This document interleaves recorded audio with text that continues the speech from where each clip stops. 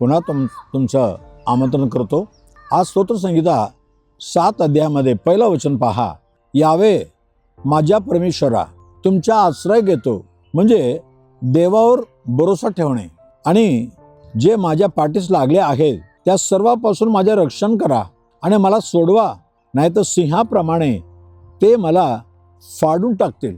मनुष्याच्या रागापासून मनुष्याच्या विरोधापासून मला सांभाळ प्रभू। तुम्ही दानिएल 3:28-29 मध्ये पाहत आहे, तेथे राजाने उभा केलेला पुतळ्याला नमन केलं नाही म्हणून साद्राक मेशक अबेदनेगो या तिघांना आगीच्या भट्टीत फेकून दिले।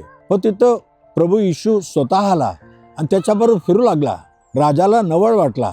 राजा त्यांना बाहेर यायला सांगितलं, म्हणतो बापरे, तुम्हाला आगीच्या भट्टीतून सांभाळला परमेश्वर, तुम्ही देवावर भरोसा ठेवला म्हणून असं झालं ना। तर या लोकांच्या देवासारखा आणखी कोण देव नाही लोकांना वाचवणारा। आणि दानिएल 6:23 मध्ये पाहत आहे, दानिएलला पाहणारा म्हणतात त्याला पण त्यांनी प्रार्थना केली म्हणून त्याला सिंहाच्या गुफेमध्ये फेकून टाकले आणि तिथं तो राहिला, पण त्याला काय पडलं नाही। सिंहाच्या तोंडाला देवापाने बांधून टाकलं। तेव्हा राजा म्हणतो, बापरे, सिंहाच्या तोंडातून देवापाने त्याला वाचवलं। आणि त्यावेळी त्याच्यावर तक्रार करणाऱ्या सर्व लोकांना राजाने म्हटलं, फेकून द्या सिंहाच्या गुफेमध्ये। ते सिंहाच्या गुफेला काली पोचेपर्यंत सिंहाने त्यांच्या हाडगे बिडगे सगळं तोडून त्यांना खाऊन टाकले।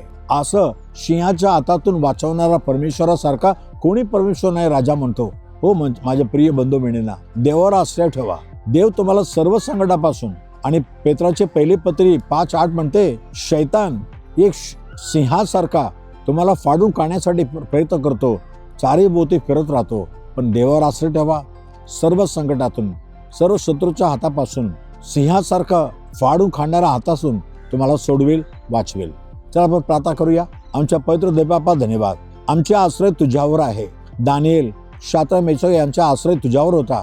त्यांना आगीच्या भट्टीतून, सिंहाच्या गुफेतून वाचवलं होता। तसं वचन ऐकणार प्रत्येकांना तू सांभाळ, त्यांना सुरक्षा दे आणि त्यांच्या मनावर आणखीन विश्वास वाढून दे। त्यांचं सर्व काय गरजा पूर्ण कर, त्यांची आवड पूर्ण कर, त्यांची प्रार्थना ऐकून जे काय त्यांना पाहिजे त्यांना दे। येशूच्या नावाने मागितो म्हणून ऐक प्रभू राजा, आमेन आमेन। उद्या सकाळी पुन्हा पाहूया। God bless you, amen.